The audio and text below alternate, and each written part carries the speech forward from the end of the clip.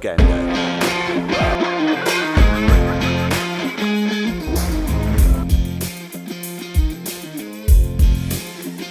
Welcome everyone to the third episode of Bergvliet Cricket Club's podcast, Seeing Off the New Ball. This is the podcast where we recap the past weekend's action, and what a weekend it was. The fours got on the board, the threes had a tough away trip, the twos romped to another bonus point win, and the ones were 2 from 2 this weekend as they book a ticket to Newlands.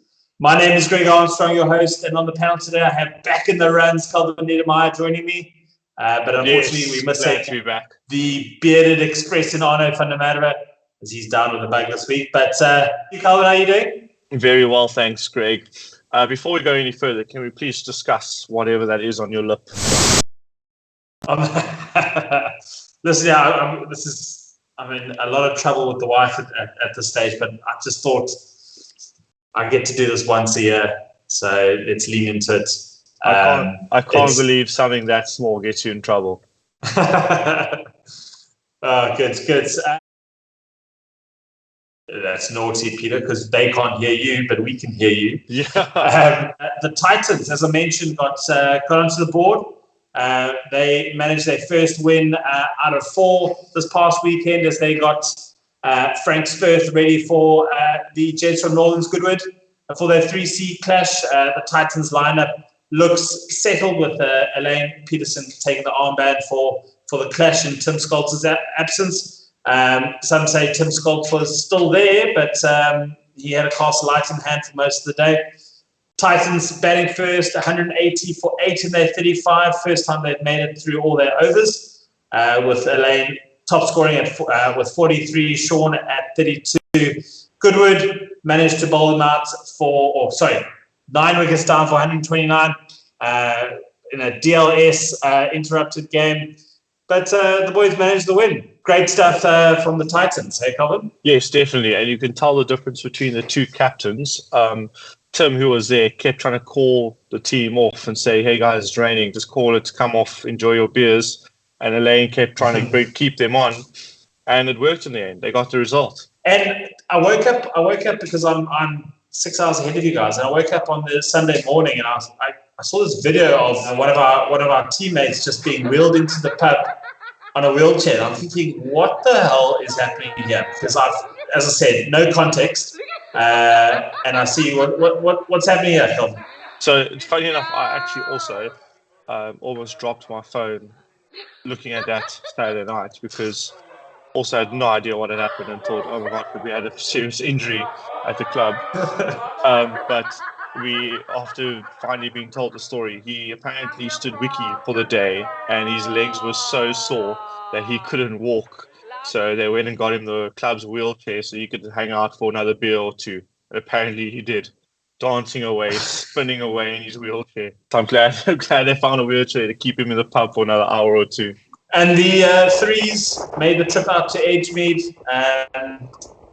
They've been running into a bit of form of late, but their 2-match winning streak was snapped up by a fired-up Edgemead team. We don't have too much to go on this game other than the video that's on right now for the toss, as the threes batters were bowled out for 80. And Edgemead managed to knock off those runs, recording an easy 7-wicket win in 14 overs. Tough day out for the threes. Yeah, with a toss being so important to win, I think the last thing you should do is walk out in those socks, where maybe you would have won the toss with a different pair of socks on. Great, moving on to the twos. They were on the road again on Sunday, away to Strand Cricket Club. The pick of the bowlers in this match was Russell Garman, adding 3 more sticks to his tally, with both Craig and Ryan. Again, Ryan in the bowling column, supporting with 2 sticks apiece. And the twos were set 155 after a good display from this bowling unit. Jesse and Mark Anthony opened the batting. Jesse, as predicted by his skipper Lloyd, continued his run-scoring exploits with a classy 44 as he was caught out in the deep. Another 50 avoidance. Calvyn will be discussing that shortly. Rushdie took the boys home, scoring his maiden BCC 50 for the club with an unbeaten knock of 51. with the boys recording a 7-wicket bonus point win to add to their perfect start to the season. I'm glad to see both boys in the run. Both new guys at the club, very good guys to have. It's always good when there's a good gears as well as a good attitude joining the club. And yeah, couldn't think of any two guys who deserve it more. And hopefully Jesse can get off that 50 avoidance moniker at the moment. Two out in the 40s in a row. Yeah, I think when he gets to his 40s, someone should just go out there and tell him, hey, mate, you're in your 40s. You always have those two types of batsmen, the oaks who want to know what they're on when they can feel a milestone coming up, and those oaks who don't want to know. He's done it twice, and I think it's time we should let him know. Great. Moving on to the ones. This past weekend saw the first playing a doubleheader. First up on Saturday was a trip out to North Pine Cricket Club. Dan Steyer, new ball dynamo, ripping through the top order with figures of 4 for 18. Ably supported by the partnership breaker in Lloyd Williams, chipping in with 2 for 33. Small total set at 107 for the chase with partner in crime, Calvyn, back in the runs with a good 42, 50 avoidance. We're going to discuss that again. Seems rife in this club. With the boys securing a confident bonus point win. Yeah, it was a good day out. They were quite a confident or cocky bunch, one would say. They were convinced that they had enough, 108 on the board. Yeah, essentially, I've never seen that much confidence in a team that's only scored 100 and is about to get decked very hard. How was the pitch? I mean, did they know something that you didn't? No, so it was actually quite a bowler's pitch. It had green, the wind across the deck brought the ball back quite a bit, which you can tell our top 3 or 4, I think, all were LBWs. So it was, I think all the conditions kind of favoured the bowlers. So it was definitely one of the harder pitches to bat on. They didn't have enough on the board. Correct. And we've got a. You're telling off camera that the boys put you through a ringer on the Sunday. Got a video of you just putting your body on the line in the pub as well.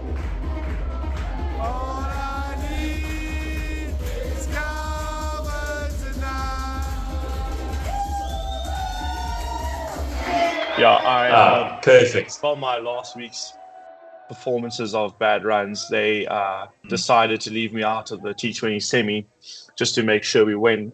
And let's just say I gave the club the best 12th man performance they've seen in a long time. Everyone was hydrated. Before wickets were even bowling, I was running on. I was calling it cake balls, one would say. Well, speaking of the Sunday semi-final, the one that you were left out of. We've got 5 months in the nets, or 4 months, or 4 months in the nets to have a swing, get myself back in the T20 squad. And that leads us perfectly onto the teaser. It's game day. We've got a trailer edited by Peter. Just an epic day out on Frank's birthday, Calvyn. Jeez, it was beautiful to watch. Some Katie Bush just ringing out here. And I mean, you can see Dan Steyer really digging to the pitch there. Do you know what? I'll take my hat off to that little youngster. He was 16 years old. Oh, that was his first ball he faced. I mean, they look to have got off to a good enough start, Khayelitsha. Yeah, the top 4 were some serious batsmen.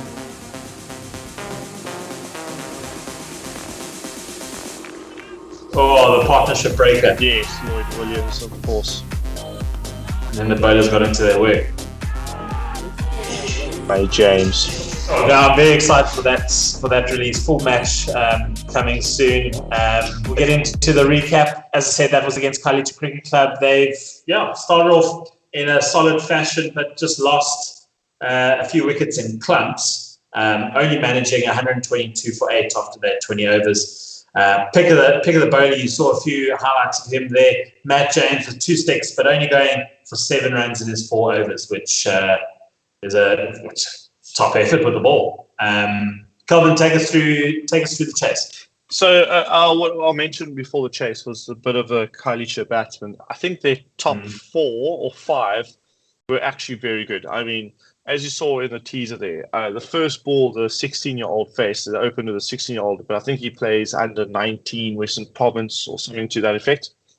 And I mean, he got sconned first ball, and you'd think, okay, he's about to jump back, get scared. This next ball, full and straight, and we've got him. No, planted front foot, blocked it solidly. I thought to myself, jeepers. I mean, I remember getting sconned in the helmet first ball. I don't think I was that confident coming down the second ball. So, yeah, I think in the 50-over game, I think it's going to be quite a battle with them. I look forward to it. I cannot wait to play these guys in the 50-over format. And then, we went into bat. We got off to a rocky start. I think we lost 2 wickets fairly early. And then Aidan Williams and Bryden Carson steered the ship a little bit, got us off to a start, followed by Josh Morris. He steered the ship more with Bryden.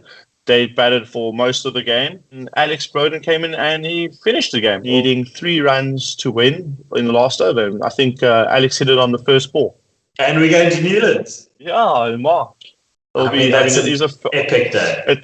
It's the first for the club, obviously, as knowing it's our first time in First Division, and only when you get to First Division do you play in the T20s. But yeah, I think we that's played 5, won 5 throughout, 4 with bonus points. So yeah, I think we have lots to be proud of as a club. I can tell you now, come Newlands, we are going to be holding that cup up in our hands. Do we have Mitchell's playing, if I'm not mistaken, in the final? That is correct, and we haven't played them yet, so we actually have no idea what they're like. What a proud day for the club. What a great weekend of club cricket that we've just had, and great weekend of club cricket that we're looking forward to. The ones are passport packed over Oud-Kaapstadweg, going to Fishhoek Cricket Club for a top-of-the-table clash against their first team. We've got in a field next to the ones game, there's also an all-rounder cricket academy game against Fishhoek, which has putting quite a few of the coaches against each other. And so that's also going to be a little extra needle to the day. And then you've got the twos on Sunday, hosting Polesmore Cricket Club in somewhat of a rematch for that first game at Polesmore. Calvyn, you are unavailable Saturday, so you're standing up for the twos on Sunday. Yes, very excited to play under Loy Bernard and get to see Ryan in action firsthand. That is actually all I want to do. I just want to see what this heist is all about. All-rounder, best all-rounder of the club. I want to see him get through his 9 overs. I mean, it was a touch expensive over the past weekend, but the man's just still in the wickets column. 100%. Can't wait. And the 3s and 4s are also in action this weekend. So, yeah, promises to be another big weekend for the club. Boys, pack your sunscreen, enjoy the day's play, and as ever, enjoy those beers afterwards. Yes, let's get our first week of 4 wins on the table. Awesome. Cheers, guys. Go well. Cheers.